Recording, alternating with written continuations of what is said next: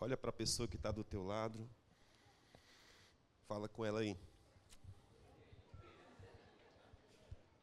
Diga para ela, não durma. O pastor vai pregar.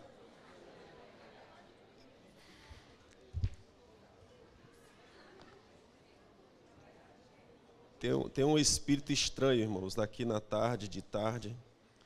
E às vezes o pessoal dorme. Abra a tua Bíblia, por favor, no livro de Jonas.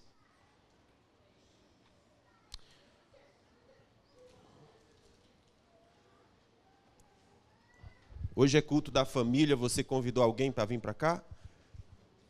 De uma maneira gentil, simpática, mais ou menos. Isso é um dia importante.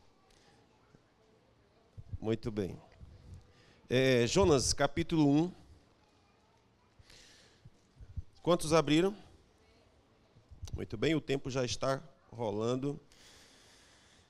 Eita Deus, então hoje eu vou ministrar a vocês sobre o tema dispõe-te e vai ou dispõe-te e foge. Diga comigo, dispõe-te e vai ou dispõe-te e foge. Pois é, um tema voltado não é exatamente para a família, mas se bem que se aplica muito, né? Às vezes as mulheres querem dizer isso para os homens, dispõe-te e ficam, então dispõe-te e vai.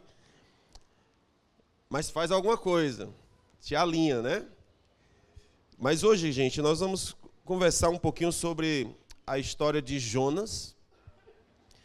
E nós estamos conversando dentro daquele conceito geral de Timóteo, de Paulo escrevendo a Timóteo, quando ele diz que toda a Escritura ela é inspirada por Deus e ela é útil para instruir, redarguir, educar, para que todo homem de Deus seja preparado para toda boa obra. Digam amém. Então, a palavra de Deus, toda a palavra de Deus, não é só o Novo Testamento, é o Antigo também. Aliás, na época de Paulo, só existia o Antigo Testamento quando ele citou essas palavras. Toda a Escritura é útil para ensinar, para redarguir, para educar em toda justiça, para preparar o homem de Deus para toda boa obra. Então, dentro desse conceito, nós vamos ver, então, o livro de Jonas. Vamos aprender um pouco sobre esse livro. Eu quero ler o versículo 1, 2, 3, que diz o seguinte: Ora, veio a palavra do Senhor a Jonas, filho de Amitai, dizendo, levanta-te, ou dispõe-te, e vai à grande cidade de Nínive e clama contra ela, porque a sua malícia subiu até mim. Jonas, porém, se dispôs-se, mas para fugir da presença do Senhor, para Tarsis. E descendo a Jope, achou um navio que ia para Tarsis. Pegou, pois, a sua passagem e desceu para dentro dele, para ir com eles para Tarsis, para fugir da presença do Senhor.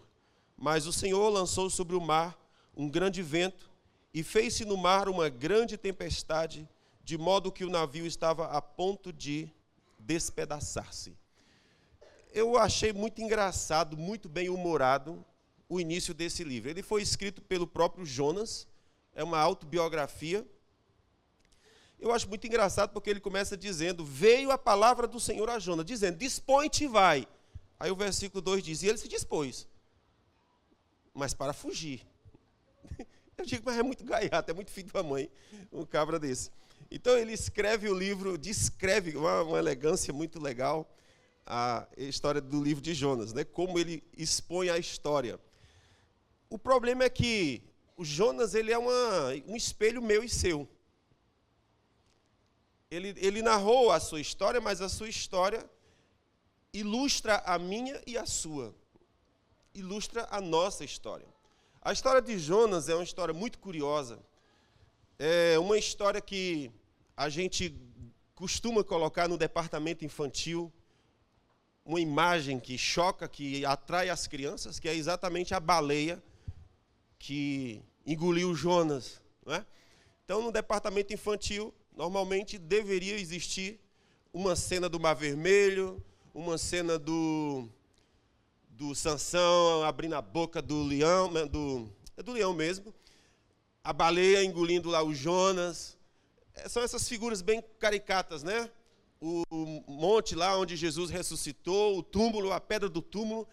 Mas o Jonas é um desses livros que ilustra o imaginário de nós quando nós éramos crianças. E é muito legal de ver isso. Então, Jonas é um livro muito divertido e é, ao mesmo tempo, um livro muito sério, muito grave, quando a gente começa a crescer e entender o que significa aquela baleia que engoliu.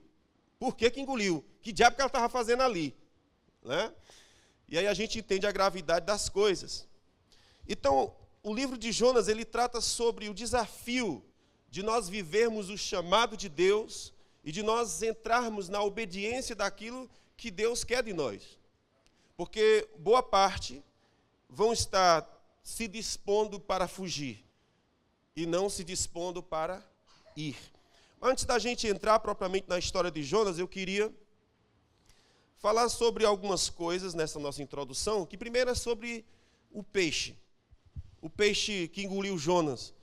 A tradução correta não seria baleia, como naturalmente a gente tem no nosso imaginário, com a baleia comeu Jonas, engoliu. Assim como tem no nosso imaginário que Eva comeu a maçã. Ninguém disse que foi a maçã. Eu acho que foi uma manga. Né? Já tem outros que acham que foi uma jaca, que foi uma, sei lá, uma outra fruta que eu amo, aquela... Não, isso é coisa de moderna. Aquela que... Não, que pitomba, sangue de Jesus tem poder. Uma ata, ótimo, aquela parecida com a ata, como é o nome? Graviola. Vai que não era. Sei lá. Mas aí não sei como o pessoal achou que era uma maçã e está lá. E a Apple pegou a ideia e está vendendo um computador adoidado e caríssimo com o negócio da maçã da Eva. Né? É um pecado você não comprar um produto da Apple. Aí o pessoal não quer pecar, compra. Mentira. É só porque quer ficar chique mesmo. Então, veja. Então, a primeira coisa sobre o peixe é que não é baleia, correto? A descrição mesmo é sobre um grande peixe, não uma baleia, mas um peixe grande ou um monstro marinho. Tem se achado muitos monstros marinhos grandes hoje. Né? Hoje se sabe que existem grandes monstros marinhos que são capazes, sim, de engolir um ser humano. Hoje nós temos submarinos capazes de entrar profundezas do mar, que vai existir criaturas que nós nunca vimos, nós nunca imaginamos, é fora completamente daquilo que habitualmente a gente conhece. O fato é que aquele indivíduo saiu das profundezas porque tinha um desobediente lá em cima. Mistério. Então, se de um lado nós temos essa figura do grande peixe, que engoliu Jonas. E, junto com isso, nós temos o acontecimento de um grande milagre, que foi esse indivíduo ser engolido por esse peixe e depois ser vomitado em terra. Então, tem-se aí um grande milagre, e esse milagre acabou sendo essencial para que a mensagem de Jonas ela fosse recebida. Olha que coisa doida. A gente faz algumas caquinhas e mesmo com as caquinhas que a gente fez, Deus vai lá e transforma um negócio numa coisa boa.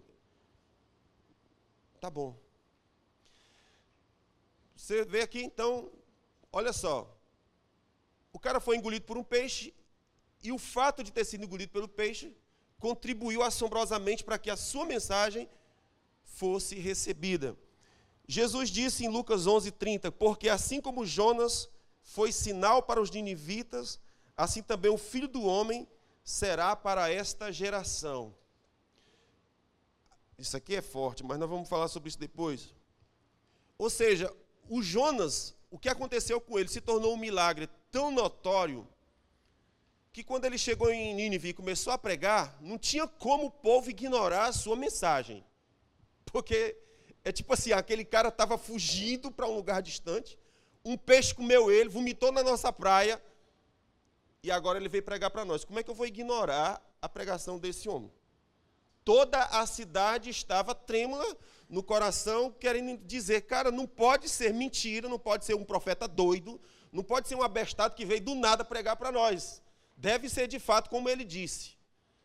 Então o milagre acabou contribuindo para que aquele povo quebrantasse o coração e ouvisse Deus. Depois a gente vai perceber Jesus colocando uma situação muito séria, que é, ok, a terra de Nínive se arrependeu por causa do sinal de Jonas. Eis aqui o sinal maior que Jonas, e não creram. Cenas para o próximo capítulo. A segunda coisa que eu quero falar com você, antes da gente entrar no livro, é sobre o livro. O livro de Jonas, nas mentes de alguns incrédulos, ele não é um livro histórico digno de fé. Dizem que o livro de Jonas é uma parábola, é uma alegoria, é uma ficção, é uma história de pescador, é uma novela. Porém, o que eles não contavam é que Jesus iria derrubar essa narrativa, declarando como real o episódio do peixe que engoliu o Jonas. Então, se a mente incrédula quiser continuar com a narrativa de que o peixe não engoliu Jonas, isso é só conversa para boi dormir, isso é só uma parábola. Quem já se viu? Isso é impossível. Como é impossível praticamente tudo na Bíblia. Deus é o Deus dos impossíveis. Por isso ele é Deus. O fogo se submete a ele, a água se submete a ele, o vento se submete a ele, a natureza se submete a ele, os animais se submetem a ele, o único bicho que foge dele é o homem. Mas toda a natureza se curva perante ele. Então os milagres presenciados no Antigo Testamento e no Novo são muitos, mas a mente incrédula vai continuar dizendo, isso é uma parábola, isso é uma história, isso é só para a gente ilustrar algumas coisas. Jesus disse, não é não? Está escrito em Mateus capítulo 12, versículo 39 a 41. Mas ele lhes respondeu, Jesus, né? Uma geração má e adúltera pede um sinal, e nenhum sinal se lhe dará, senão o sinal do profeta Jonas. Olha o que Jesus disse. Pois Jonas esteve 3 dias e 3 noites no ventre de um peixe. Ele disse isso aqui, não é história de pescador, isso aqui não é uma novela, isso aqui aconteceu. Jonas esteve 3 dias e 3 noites no ventre. E não apenas isso, da mesma forma também estará 3 dias e 3 noites no seio da terra o filho dos homens. Aliás, o filho do homem. Jesus. Aí ele complementa dizendo, os ninivitas se levantarão no dia do juízo com esta geração e a condenará, porque se arrependeram com a pregação de Jonas. Eis aqui quem é maior que Jonas. Olha, gente, isso aqui é de uma gravidade, de uma seriedade tamanha.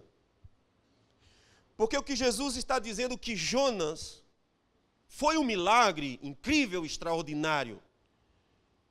E por causa daquele milagre, toda uma cidade se rendeu ao Senhor. Quando Jonas começou a pregar, o primeiro começou a se arrepender e se quebrantar, e o segundo disse, vou fazer também.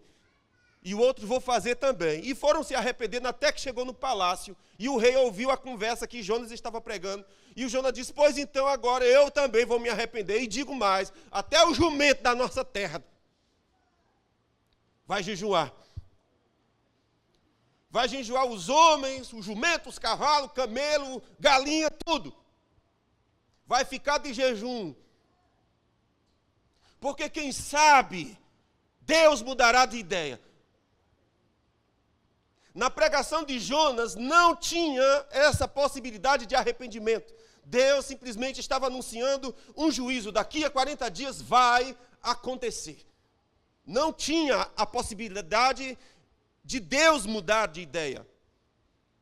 Não tinha isso na mensagem. Eles tomaram a atitude. E a atitude mudou os planos de Deus. Estava certo, a sentença estava certa, mas mudou-se por causa do arrependimento e do quebrantamento daquele povo. Porém, Jesus disse, no dia do juízo, os ninivitas vão se levantar contra esta geração e vai condenar esta geração, porque eles se arrependeram com o sinal de Jonas. E estes têm a mim, maior que Jonas. E eles não se arrependeram, e eles não creram, e eles não mudaram, e eles não quiseram, eles esnobaram no dia do juízo. Os ninivitas vão ser juízo de Deus contra eles. Olha que absurdo isso.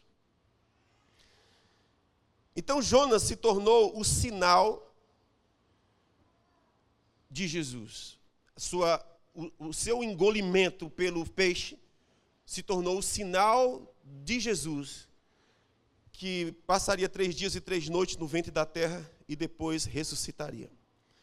Uma outra coisa que eu queria mencionar, estou parecendo um assembleano pregando aqui pelos meus tópicos. Glória a Deus.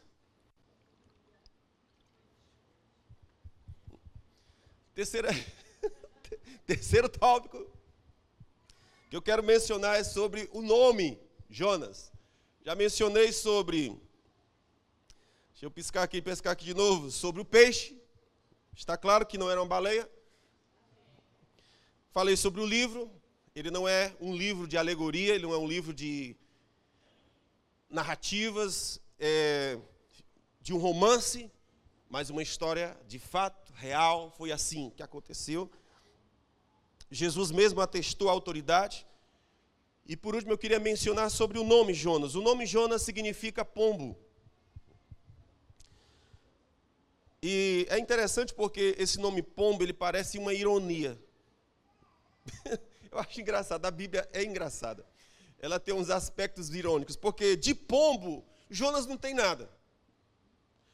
Para começo de conversa, ele tem uma personalidade teimosa, recalcitrante, que foge. E por outro lado, você tem a mensagem do cara, que era uma mensagem de juízo, uma mensagem que em nada lembrava a docilidade, a meiguice, a amabilidade da pomba. Então, em nada, na vida, olha para mim, gente, em nada, vocês não podem ver uma criança que se derrete, né? Coisa feia. Olha para cá. Em nada você vê características da pomba relacionado à personalidade do Jonas. Então, por causa de que o nome desse homem significa pomba? Eu penso, isso aí é uma opinião minha, que é por causa da identificação profética que Jonas tem com Jesus. O que dá sentido a ele ser chamado de pomba é por causa da relação profética que ele tem com Jesus. Jonas, ele é filho de Amitai. Amitai significa minha verdade. A pomba, Jonas, é filho da verdade.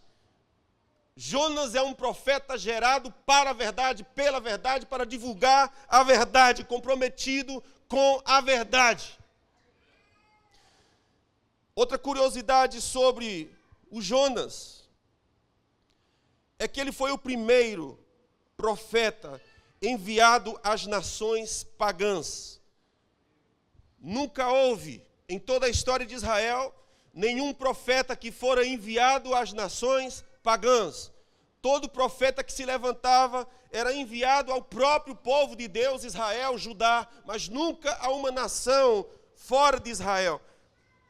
E fica claro a intenção de Deus em mostrar que Ele está interessado nas nações e não somente em Israel, o que lembra a promessa de Deus de abençoar todas as famílias da terra por meio dos seus descendentes, chamado Jesus. O sentido da vida de Jonas, o significado da vida de Jonas, só faz sentido quando ele se identifica com a verdade, o filho da verdade. Você se lembra que Jesus disse: conhecereis a verdade e vocês vão andar livre. Ele disse: eu sou o caminho, eu sou a verdade, eu sou a vida. Você não conhece o Pai se não for através de mim. Jonas é filho da verdade. Uma das armaduras de Deus é o cinturão da verdade. É o que sustenta tudo. É a verdade. Jonas, filho da verdade. Jesus estava sendo crucificado. E Pilatos está interrogando ele, perguntando: você é rei? Estão te acusando que tu quer tomar o reino. Ele disse: não, meu reino não é daqui. O meu reino é dos céus. Porque para isso eu vim, para anunciar a verdade. Que verdade? Aí o maldito do Pilatos vira as costas e não escuta a resposta. E até hoje dava vontade de dar um saculejo nele. Criatura de Deus, a verdade vai testemunhar sobre a verdade e tu vira as costas, cidadão. E deixa de receber. Ele disse: para isto eu vim. Eu não ouvi a resposta de Jesus. Mas eu tenho algumas impressões dentro de mim o que significa ser filho da verdade. Eu tenho uma impressão dentro de mim do que significa. Eu vim testemunhar da verdade. Que verdade? A verdade de que o Pai vos ama. A verdade de que eu vim buscar e salvar o que estava perdido. A verdade que o príncipe das trevas foi destruído. A verdade de que o reino dos céus vos foram ofertados. A verdade de que eu sou o caminho, verdade e vida. Se entrar por mim, entrará e sairá e achará pastagem. Eu vim testemunhar da verdade. Mas Pilatos não quis ouvir sobre o testemunho da verdade. Qual é a verdade, Pilatos? É a verdade que, como Jonas esteve 3 dias no buraco do grande peixe, eu estive 3 dias no centro da terra, no meio do inferno. A verdade de que eu tomei a chave do diabo. A verdade de que eu levei cativo o cativeiro. A verdade de que hoje você vai para baixo do trono de Deus, no paraíso. Um pecador que havia destruído a sua vida andando no mundo desgarrado de Deus, teve a felicidade de ser crucificado ao seu lado. E olhando para Jesus disse hoje: Senhor, quando entrares no teu reino, lembra-te de mim. Qual é a verdade que a verdade trouxe? A verdade é hoje mesmo. Tu estarás comigo no paraíso. Qual a verdade que Jesus veio trazer? É aquela verdade que diz: Senhor, eu creio, e aqui tem água. O que é que me impede de ser batizado? Nada. Eu creio. E o que é que me impede de receber o Espírito Santo? Nada. Se assim creres de todo o teu coração. Qual a verdade que Pilatos não quis ouvir? É a verdade que triunfa gloriosamente na vida daqueles que creem. É a verdade do triunfo daqueles que estão em Jesus. É a verdade que você pode e deve andar livre. Não há mais algemas. É a verdade de que a unção despedaça o jugo. É a verdade que tua sorte mudou. É a verdade que você não é mais amaldiçoado, mas foi tornado filho, e toda sorte de bênção vem a ti por causa dele.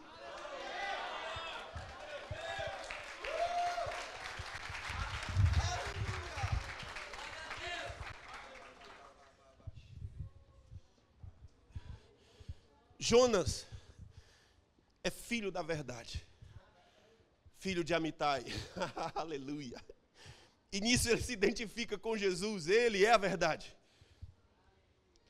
Aleluia. Isso é Jonas. Filho de Amitai.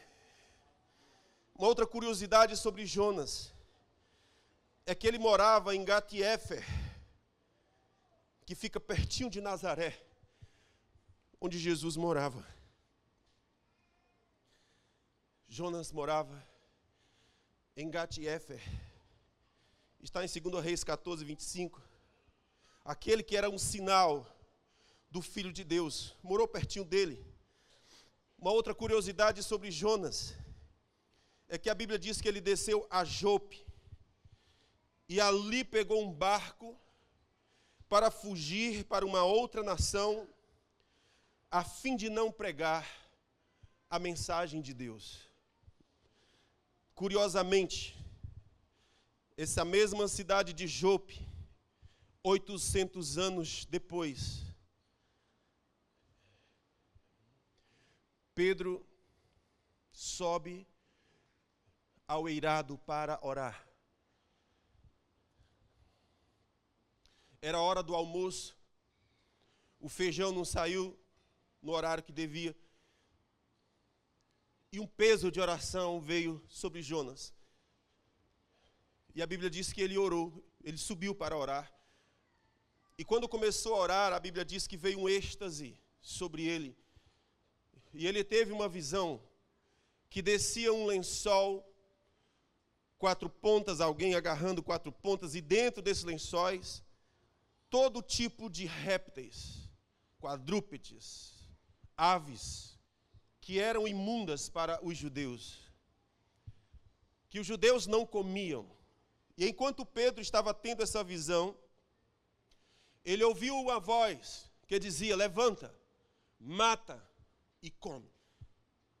E ele disse: Senhor, eu tenho andado na tua palavra toda a minha vida, e eu nunca comi, nunca pus em minha boca coisa impura.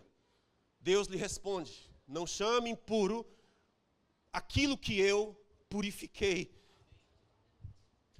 Ao Senhor diz mais: daqui a pouco, 2 homens vão bater na tua porta.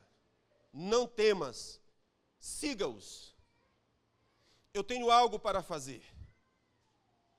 Quando a gente vai ler a história, a gente sabe que 2 dias antes, Cornélio estava em sua casa, como era de costume, 3 da tarde, fazendo a sua oração. Quando de repente diz a Bíblia que um anjo do Senhor lhe aparece. E ele fica apavorado. E o anjo lhe diz: não temas, não é? Natural a gente ficar apavorado, não temas. As tuas esmolas têm subido para a memória de Deus, as tuas orações têm sido ouvidas. Agora eu quero que você envie mensageiros a uma localidade chamada Jope. Você vai procurar uma casa de um certo homem, chamado Simão Curtidor. Ele mora nessa cidade de Jope, beira-mar. E lá vai ter um rapaz chamado Pedro. Simão, sobrenome Pedro, chama ele. Ele tem algumas coisas para dizer. E olha que coisa interessante, enquanto Deus está falando com Cornélio, daqui a pouco começa a ministrar Pedro e diz: não temas, vai. E então, Pedro segue aqueles homens. Quando chega então em Atos 10, no capítulo 33, Cornélio explica: eu mandei te chamar, e bem fizeste em vir. Agora, pois, estamos todos aqui presentes, diante de Deus, para ouvir tudo quanto foi ordenado pelo Senhor. Então Pedro, tomando a palavra, disse: na verdade, reconheço que Deus não faz acepção de pessoas. Observe esse detalhe aqui. Porque era que Jonas não queria pregar em Nínive. Porque Jonas entendia que a nação de Deus era somente Israel e ninguém mais. Na mesma cidade de Jope, 800 anos depois, agora Deus está pegando Pedro, o novo Jonas, agora é Pedro. Então Pedro tomou a palavra e disse: eu reconheço que Deus não faz acepção de pessoas, mas que lhe é aceitável aquele que em qualquer nação o teme e pratica o que é justo. A palavra que ele enviou aos filhos de Israel, anunciando a paz por meio de Jesus Cristo, esta palavra, vocês já sabem, foi proclamada por toda a Judeia, começando pela Galileia, depois do batismo de João, concernente a Jesus de Nazaré, o qual Deus ungiu com o Espírito Santo e com poder, o qual andou em toda parte fazendo o bem e curando a todos os oprimidos do diabo, porque Deus era com ele. Nós somos testemunhas destes fatos. Tanto na terra dos judeus, como em Jerusalém, ao qual mataram, pendurando no madeiro, a este Deus ressuscitou ao terceiro dia, e lhe concedeu que se manifestasse, não a todo o povo, mas somente às suas testemunhas, por Deus determinadas. Nós comemos e bebemos juntamente com ele, depois que ele ressurgiu dentre os mortos. Este nos mandou pregar ao povo e a testificar que ele é o Deus que foi constituído juiz dos vivos e dos mortos. A ele todos os profetas dão testemunhos de que todo que nele crê receberá perdão dos seus pecados em seu nome.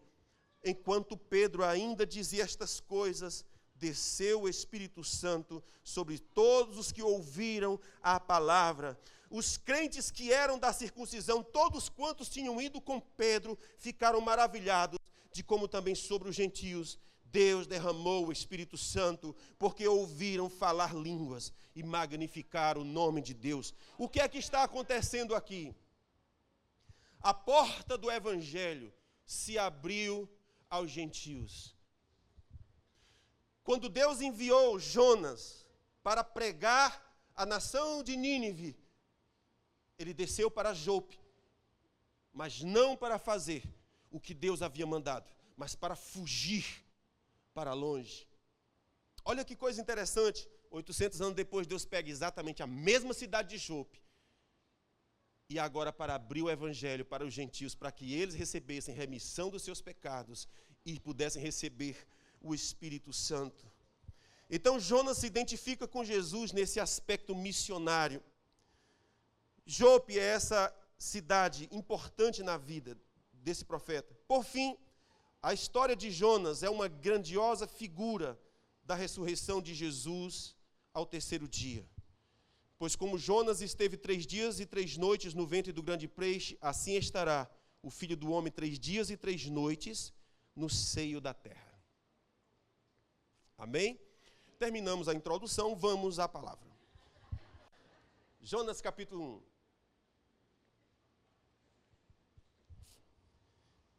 Olha só que coisa interessante, vamos correr um pouquinho por causa do tempo. Então, Jonas capítulo 1, o texto sagrado diz: veio a palavra do Senhor a Jonas, filho de Amitai, dizendo-te, dispõe-te e vai, mas para fugir da presença do Senhor, foi que Jonas se dispôs. Ok? Então veja, a primeira observação que eu quero fazer aqui para os irmãos é que dispor-se, levantar-se, é o ato inicial para fazer a vontade de Deus. Quando Deus quer um mistério com um homem, a primeira palavra que ele diz é: dispõe-te, levanta-te, cria ânimo, põe-te sobre os teus pés. Então, dispor-se é o primeiro ato para fazer a vontade de Deus. É levantar-se, bater continência para a autoridade suprema que deu a ordem. Jonas, porém, parecia buscar um lugar muito distante e desconhecido para se esconder. A Bíblia diz que ele foi para Tarsis. Essa cidade de Tarsis, ela fica no sul da Espanha, cerca de 4.000 quilômetros de distância. Isaías nos diz, o profeta Isaías nos diz sobre essa cidade, que Tarsis não conhecia a fama de Deus e nem a sua glória. E o profeta Ezequiel também nos informa que essa cidade tinha um comércio pujante. Agora eu quero que você observe essas informações. Jonas queria fugir para um lugar onde Deus era absolutamente desconhecido. Jonas queria esconder-se. Quando eu era mais jovem, eu conheci uma mulher, quando eu era adolescente. Essa mulher se converteu, crente muito forte, ao ponto de sua casa praticamente virar uma igreja. Havia cultos lá, muitos cultos na sua casa. Muitos crentes se reuniam na sua casa. E depois de um tempo, essa mulher, ela se desviou. Voltou para o mundo. Só que dessa vez que ela voltou para o mundo, ela voltou bem pior. Ela voltou de fato para álcool, prostituição, e a sua vida se deteriorou muito. Uma vez eu a encontrei e disse: vamos para a igreja comigo. Ela sabia que eu estava pastoreando aqui na rua 52, ela disse: não. Se eu for para a igreja, eu quero ir para uma igreja grande. Eu digo: realmente, você não vai para a nossa mesmo, não. Porque, normalmente, quando a pessoa pergunta onde é que tu congrega, Triunfo Glorioso da Fé. Nunca ouvi falar. Então, nós somos aquela igreja lá do fim do mundo, né? Ninguém ouviu falar. Mas ela disse: eu quero ir para uma igreja grande. Eu quero entrar e sair e ninguém me vê. Eu quero me esconder. Eu não quero ninguém me incomodando. Eu não quero dar satisfação para ninguém. Ao que parece, Jonas estava mesmo nessa situação, e é muito assim, quando nós estamos fugindo da presença de Deus. Tudo que nós queremos eu não quero ninguém enchendo meu saco. Longe de mim, crente. Porque eu não sei se você sabe, mas crente tem um defeito. Né? Crente tem um defeito enorme. Às vezes é constrangedor. Porque eles querem botar todo mundo no céu no chute. Entra, desgraça. É, a pessoa bota os dois braços e as duas pernas assim na porta da arca e ela pulando. Entra! Crente tem esse defeito. Então, se você chega numa igreja pequena, adivinha? Quero mais não, eu vou fugir, quero me esconder, onde é a cidade de Tarsis mais próxima. E os irmãos empurrando com a perna, não vai. Assim foi o que Jonas fez. Ele fugiu para a Espanha, um lugar onde não se ouvia, era uma terra além mar, não se ouvia sobre a fama de Deus, não se sabia sobre a glória de Deus. Jonas queria esconder-se naquele lugar. Era 4.000 quilômetros de distância. Um dia desse nós fomos para uma conferência do Recife, 700, 800 quilômetros. Nós rodamos o dia todo. Saímos de madrugada, fomos chegar às 5, 6 horas da noite, de carro. Em algumas localidades, 130, 140 quilômetros, 120, muito rápido. E passamos o dia todo para rodar, agora imagina, 400 quilômetros, num barco que não tinha motor, a remo, e com aquela velinha. Quantos dias Jonas tinha planejado continuar fugindo, e fugindo, e fugindo, e mais distante, e mais distante, e mais distante. Eu quero para longe. Quero um buraco para me esconder, eu não quero Deus.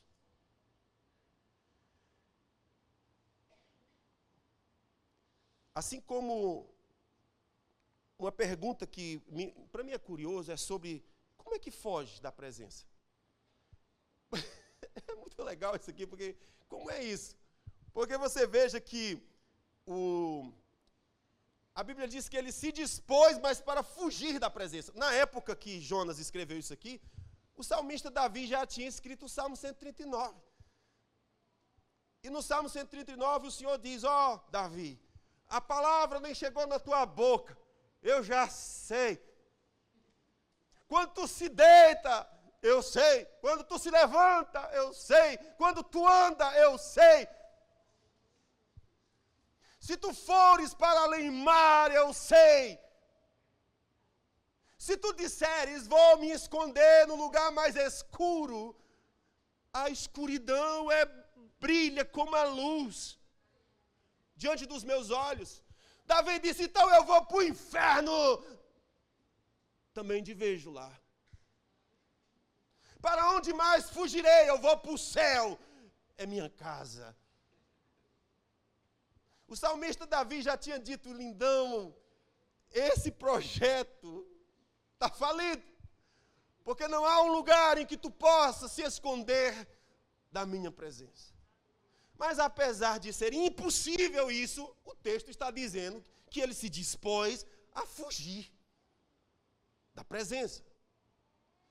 E aí eu tenho que admitir que isso é possível. Já que ele está dizendo, é porque é. Então o que significa fugir da presença? Significa esse estado consciente de desobediência.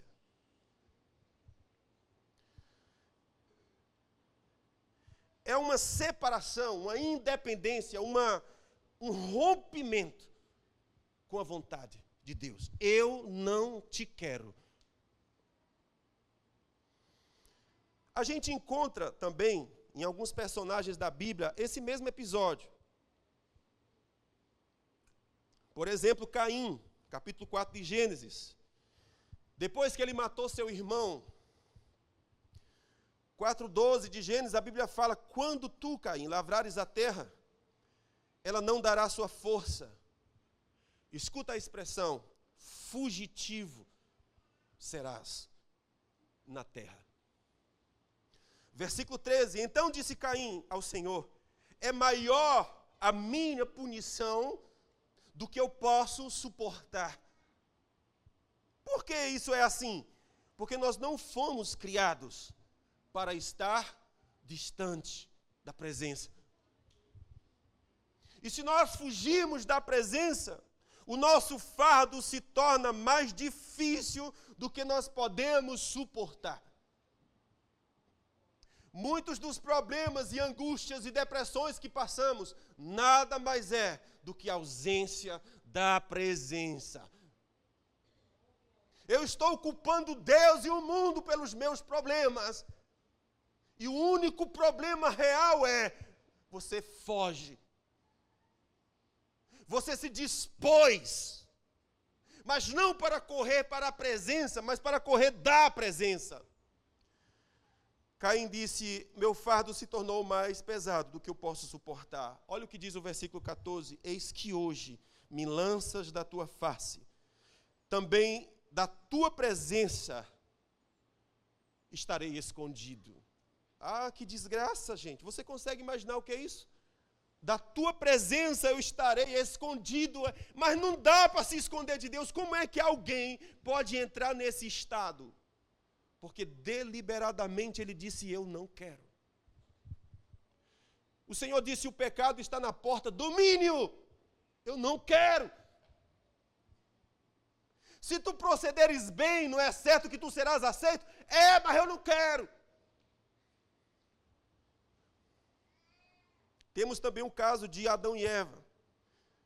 Depois que eles comeram a maçã, manga, sei lá, graviola. A Bíblia diz, Gênesis 3:7, abriram-se então os olhos de ambos. Abriram-se então os olhos de ambos. E percebendo que estavam nus, cozeram folhas de figueira, costuraram folhas de figueira e fizeram para si aventais. Escute o versículo 8. Quando ouviram a voz de Deus, que andava no jardim, pela viração do dia, olha o que eles fizeram.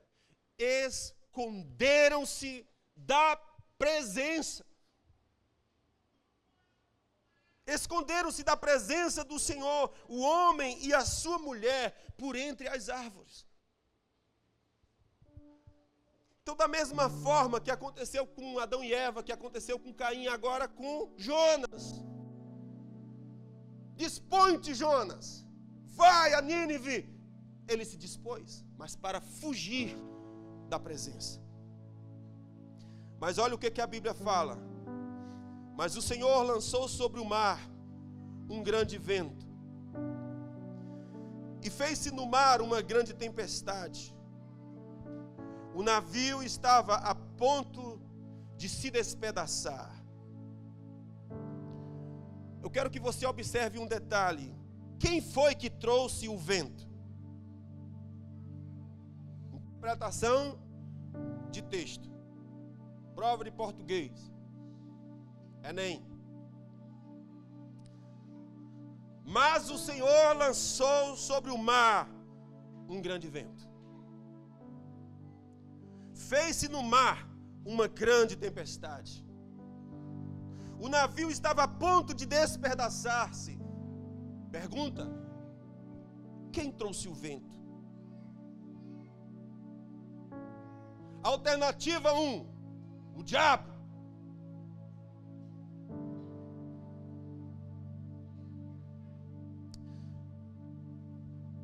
Alternativa 3,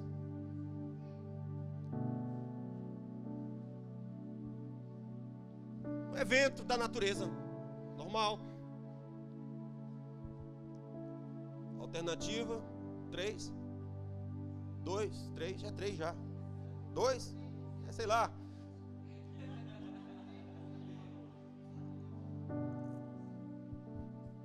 Então, a primeira alternativa foi o cão. Quem foi que trouxe esse vento? Alternativa 1, o cão. Isso é prova de Enem. Cão, foi o cão. Alternativa 2, é um evento natural da natureza. Acontece. Alternativa 3, foi Deus. Qual a alternativa certa? De acordo com o texto, foi Deus.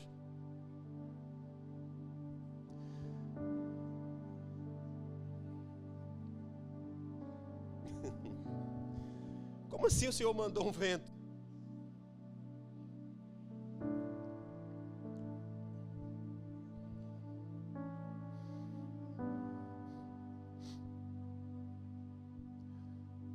Deus trata com seus servos.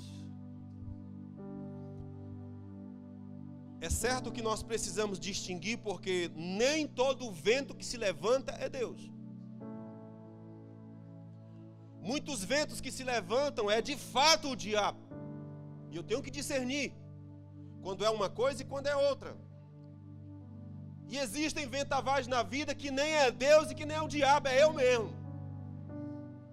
Eu tenho que distinguir as coisas. Meu casamento está acabando, é o cão, é não.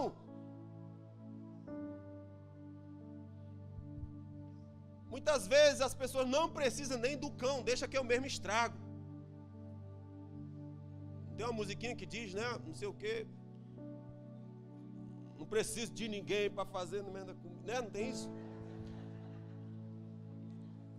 Tem pessoas que estão numa condição que eu não preciso de ninguém para fazer merda comigo, eu mesmo faço. Eu mesmo faço. Então existem situações que não precisa de cão, eu mesmo estrago tudo.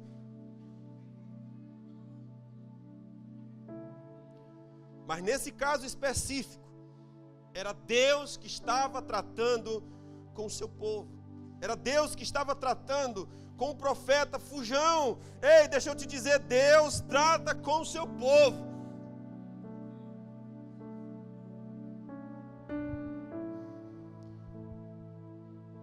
Deus trata com o seu povo.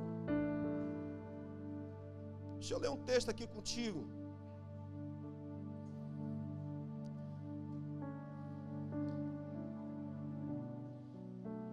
Salmos de número 32.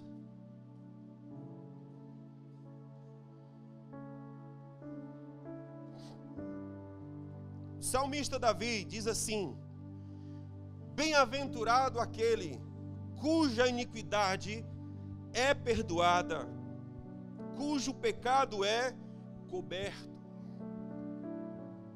Bem-aventurado o homem a quem o Senhor não atribui iniquidade e cujo espírito não há dolo. Versículo 3: enquanto eu calei os meus pecados, envelheceram-se os meus ossos, por causa do bramido da minha alma, o dia todo. Versículo 4: porque a tua mão pesava sobre mim, dia e noite, e o meu vigor se tornou sequidão de estio. O que Deus está dizendo é que aquela parte da minha vida que era suculenta secou como um torrão exposto ao sol, porque a tua mão pesava sobre mim. Confessei-te o meu pecado e a minha iniquidade eu não escondi. Disse ao Senhor: vou confessar as minhas transgressões, e tu perdoaste a minha iniquidade. Esse texto fala sobre Deus tratando com o seu povo. Enquanto eu ocultei o meu pecado, ele disse: olha, os meus ossos estão ressecados. Deus está tratando o seu povo. Na boca de muita gente hoje, tudo se resolve com psiquiatria, quando às vezes tudo que precisa é fazer uma faxina na alma.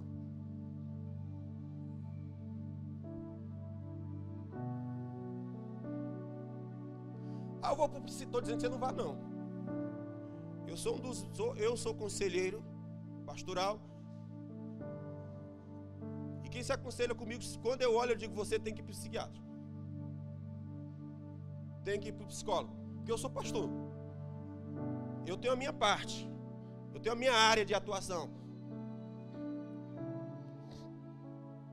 Mas o que eu percebo é que muito na vida não é caso de psiquiatria, é caso de fazer faxina na alma. Enquanto eu escondi meu pecado, os meus ossos ficaram secos, por causa da tua mão pesando sobre mim, dia e noite. Enquanto não alinhar, nada se resolve.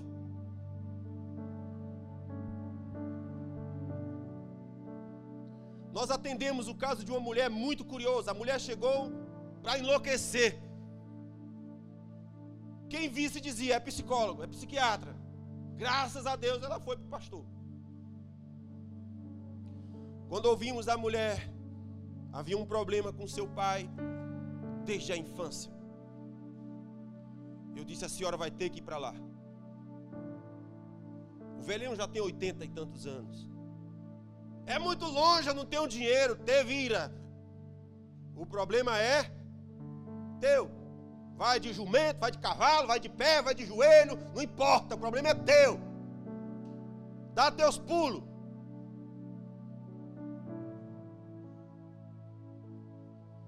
Passou-se os dias, não tivemos mais notícia. Surgiu um caroço no rosto dela, enorme. Ia para os médicos, não tinha cura. Não sei o que é isso, nunca vi. Não sei o que fazer. Chegou o dia, a mulher foi na casa do seu pai, terra distante. Chegou lá, abriu seu coração. Sabe o que aconteceu com o caroço? Magicamente sumiu. Sabe o estado daquela mulher desesperada? Sumiu. Desapareceu. Se ela vai no psiquiatra, volta cheia de medicamento, mas se não faz faxina, não resolve. pecado escondido, soberba no coração. E essa é a parte que nos pega. Soberba a todos. Soberba é uma semente do cão. É a principal característica dele. A característica de Jesus é que ele é manso e humilde de coração, mas a característica do diabo, ele é arrogante, soberbo. E em muitas circunstâncias na nossa vida é assim que nós estamos, com um coração soberbo. E sabe uma coisa que eu aprendi nesses dias? É que Deus só toca naquilo que eu exponho. Deus só toca naquilo que eu coloco para fora. O cego correu atrás de Jesus o dia todo. No final do dia, Jesus para e pergunta: o que você quer? Ele disse: Senhor, eu quero ver. Por que era importante Jesus perguntar: o que tu quer? Porque ele poderia querer 1000 coisas. Senhor, eu quero um novo ponto para eu pegar a esmola. Pode me arrumar perto da casa de Herodes, onde passa o pessoal rico. Ou então: Senhor, minha bengala nova, essa aqui está muito velha, eu quero uma capa nova. Eu quero um almoço que hoje eu não comi nada, você pode me ajudar? Jesus pergunta: o que você quer? Uma bengala nova? O que você quer? É uma sorrisal? Quando o seu problema é um câncer? Que solução você quer de mim para a tua dor? E ele expôs o centro da sua dor. Disse: Senhor, a minha dor é porque eu não consigo ver. Pode me ajudar? Diz: posso, veja. E o homem viu. Depois chega um leproso. Mesma coisa. O que você quer? Não está óbvio? Olha as minhas dores, olha as minhas faixas enroladas no meu corpo. Veja, já perdi dedo. O senhor não está vendo? Não está óbvio? Não! Sua soberba não deixa vir para fora o que te mata. Soberba. Quando ele diz: Senhor, meu problema é lepra, o Senhor pode me curar? Ele disse: posso. Fica limpo. Aquilo que eu não exponho, aquilo que eu não ponho para fora, não tem como Deus tocar. Não tem como cura chegar. Porque eu não tenho coragem de lidar com aquilo que está sendo veneno na minha alma. Isso não é problema teu somente, é nosso.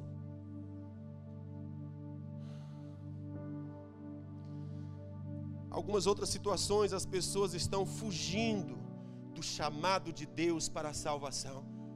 Deus as está chamando, mas elas dizem não. Elas fogem.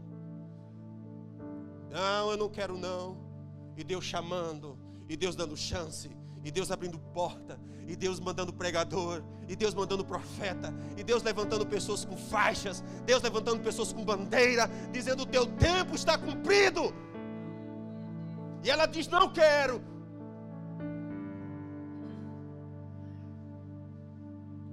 E existe um outro grupo, que são de pessoas que foram salvas, estão salvas, receberam o Espírito Santo, mas estão fugindo dos seus chamados.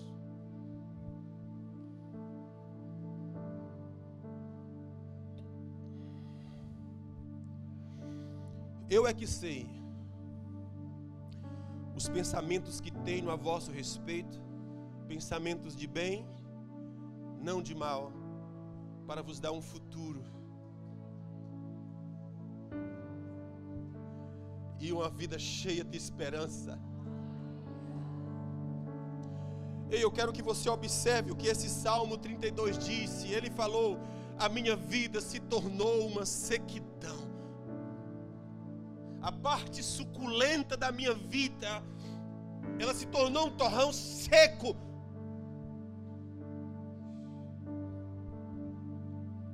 E é um tipo de vida que não vale a pena. E nós nos comportamos como Jonas, recalcitrante, teimoso, que nem Paulo. Quando a glória de Deus vem sobre ele, ele cai no chão, fica cego. E Deus diz: por que você luta? Dura coisa te é recalcitrar contra os aguilhões, Saulo. Naquele dia Saulo deixou de ser soberbo e se abaixou. E a partir daquele dia a Bíblia fala que ele passou a viver em função da visão celestial. Anos depois, Paulo estava levando chibatada nas costas. Estava sendo preso num castelo, nas masmorras, as costas varadas, cheias de traços de varadas. O seu colega pergunta: Saulo, o que é que vamos fazer agora? Ele diz: vamos cantar. Vamos cantar, Paulo, ou Silas. E eles começaram à meia-noite, as costas doídas, amarradas, como escravos, e passaram a cantar e louvar ao Senhor. Daqui a pouco Deus moveu a estrutura, Deus moveu alicerces, Deus quebrou as portas, Deus arrebentou as prisões. Tempos depois, Paulo estava diante de Agripas. Ele disse: Paulo tem muitas acusações contra você. E ele começou a pregar para aquele homem e disse: meu rei, deixa eu te dizer uma coisa. Eu estava a caminho de Damasco. Um certo dia eu era teimoso, eu era recalcitrante, eu era que nem Jonas. Mas uma luz caiu do céu sobre mim e me cegou, derrubou a minha soberba. E aquela voz me disse: a partir de hoje eu vou te mostrar o quanto tu has de padecer pela minha verdade. Meu rei, desde aquele dia, eu não posso ser infiel à visão celestial. Ainda que isso signifique morte, ainda que isso signifique cruz, ainda que isso signifique peia, ainda que isso signifique ser pobre, meu rei, eu não posso ser infiel à visão celestial. É a voz que falou comigo disse: ai de ti, se tu não pregares. Nós temos vivido um tempo de evangelho fraco, frouxo, como se Deus fosse nosso servo.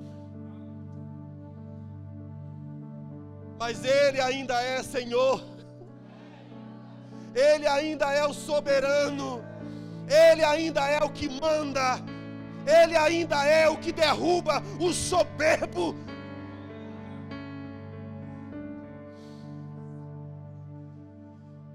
Deus trata com o seu povo.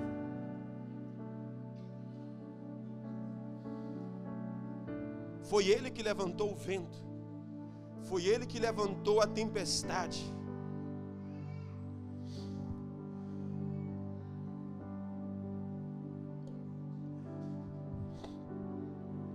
Uma irmã outro dia mandou um áudio para mim, dizendo: pastor, nós estávamos num tempo de oração da nossa célula e Deus me mostrou uma visão. Tem outras coisas, mas eu quero destacar apenas isso. E ela disse: eu vi um pastor de ovelhas com uma ovelhinha pequena nos braços, e ele havia quebrado as suas patinhas. Eu não entendi aquilo. Eu perguntei: Senhor, o que isso significa? Ela disse: eu sabia no meu espírito o significado do que ele falava. E ele disse: se eu não quebrar as suas patas, ela se perde. Deus trata com o seu povo. Então ela disse: um peso de oração veio sobre ela e ela clamava dizendo: quebra, Senhor, as patas. Quebra, Senhor, as patas, mas que não se perca.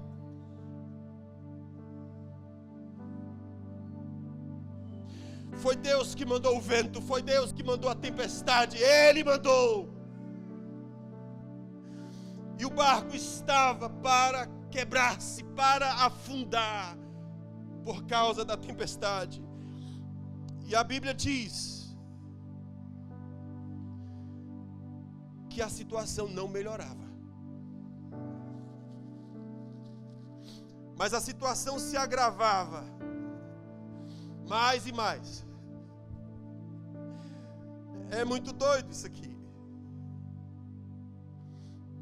Versículo 5 diz: Jonas, porém, desceu ao porão do navio, tendo se deitado, dormia profundamente. Gente, observe que loucura isso aqui. Como assim, doido? O barco está para afundar, o vento está soprando forte, nós vamos naufragar. E você desce para dormir? Como pode alguém dormir nessa condição? O que significa esse sono? O que significa essa falta de interesse? O que significa essa apatia? De onde vem essa dormência na alma? Que nada me toca, nada me incomoda, nada me perturba, está tudo bem quando tudo está quebrando. E eu não me levanto, eu não me desperto, eu não me disponho. Eu vou esperar o mar quebrar o meu barco, porque eu não vou fazer nada? Por quê? De onde vem esse estado de dormência? E aí eu amo a pergunta que o mestre faz. O mestre chega para Jonas no fundo do barco e diz: o que estás fazendo? Tu que dormes. Que loucura é essa? Por que dormes? Eu me lembro de Paulo dizendo: desperta tu que dormes, e Cristo vai te iluminar. Como assim tu está dormindo? Não é tempo de dormir. Que sono é esse? Aí me lembra o sono das virgens. As virgens estavam esperando o noivo e elas passaram a dormir. Quando se ouviu a voz do noivo, a voz que dizia: aí vem o noivo, apenas 5 delas se levantaram com o óleo na botija. O resto já tinha entrado num estado de dormência tão profundo que não tinha mais como entrar. O que eu aprendo com isso? Que fugir da presença vai gerar algumas coisas dentro de mim, resultado de um processo de morte. Eu não tenho mais sensibilidade, perdi. Eu estou como morto. Estou vivo, mas estou morto. O barco está afundando e eu não tenho ação para salvar. Eu vou afundar junto. Esse estado de morte. Então a pergunta do homem é: o que é isso que tu estás fazendo? A segunda pergunta do chefe foi, cheio de grande temor, perguntou: o que é isso que fazes? Mas aqui acrescenta-se uma nota de rodapé que é assim: pois eles sabiam que ele estava fugindo da presença. Nota de rodapé: os mestres sabiam. O que é isso que tu está fazendo? Que loucura é esta, homem? Perceba, quem estava falando com o profeta não era outro profeta, era um povo pagão que não conhecia o Senhor, mas eles sabiam: o que tu fazes está errado. Ninguém jamais faz isso que tu está fazendo. Dispõe-te e volta para a presença. Aí vem a terceira pergunta: que te faremos nós para que o mar se acalme? Olha a resposta dele: pois o mar se ia tornando cada vez pior.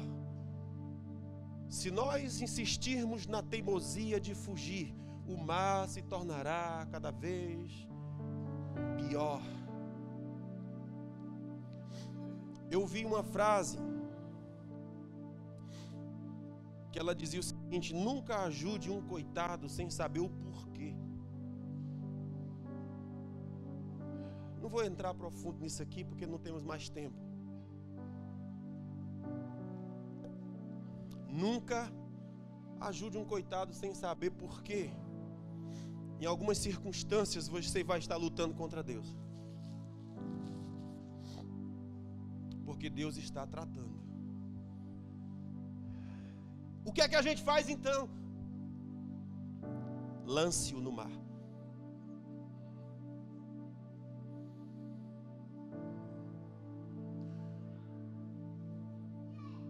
Lance-me ao mar, porque por minha causa vos sobreveio essa tempestade. Isso aqui é conversa para outro domingo, mas só para reflexão da igreja, amém? Tem algumas pessoas que você vai ter que jogar da sua vida. Precisa jogar. A misericórdia cristã diz: você tem que acolher a todos. A sabedoria de Deus, tem alguns que você tem que jogar no mar. Porque eu te digo uma coisa: a tempestade não vai melhorar, ela vai piorar. Porque enquanto ele fugir da presença, ele vai tomar vara. A Bíblia diz que para as costas do tolo, vara. E você não pode fazer nada quanto a isso. Porque se Deus está tratando uma pessoa, não há quem consiga. Você pode tentar fazer o que você quiser, não há quem consiga. Ele está lutando contra Deus. A Bíblia diz que se Deus é por nós, quem será contra nós? Mas se é Deus que está se opondo, quem pode nos salvar? Vocês estão aqui? Qual é a lição que eu quero trazer para vocês nesse domingo? É exatamente essa: se disponha para correr para a presença. Se disponha para obedecer o chamado. Se disponha para a salvação que te está sendo oferecida. Não fuja para Tarsis. Não busque um buraco no fundo de um barco que está para afundar, para você se esconder. Porque as coisas não vão melhorar enquanto você não colocar para fora aquilo que Deus está querendo tratar. A condição ia de mal a pior. Os homens ficaram assustados, dizendo: macho, tu é doido. O que é isso que tu fazes? Ninguém faz isso, tu tá doido. O que faremos contigo? Ele disse: me lance ao mar. E isso é interessante, porque ele mesmo poderia lutar. Não é legal isso aqui? Ele mesmo poderia pular do barco, você concorda? Ora, o mar está revolto, como é que resolve isso aqui? É simples, pula. Mas ele não pulou, ele disse: me lance. Isso é um negócio interessante, por quê? Porque problemas não saem espontaneamente. Você tem que expulsar. Você tem que ousar. Você tem que ter autoridade. Você tem que colocar para fora. Você tem que fazer. O problema não vai pular do seu barco. É você que tem que expulsá-lo do seu barco. E parar de lutar com Deus. E fugir para a presença. Amém, gente? Qual é o lugar de segurança para nós? A presença. Deus providenciou o esconderijo do Altíssimo. Feliz é aquele que habita no esconderijo do Altíssimo. Não é o que visita, é o que se esconde. É um hábito, é um costume me esconder nesse esconderijo. Você não deve se esconder no barco que afunda. Você tem que se esconder no esconderijo do Altíssimo, que Deus providenciou para tu. Um lugar onde tu estarás seguro. Que Deus os abençoe.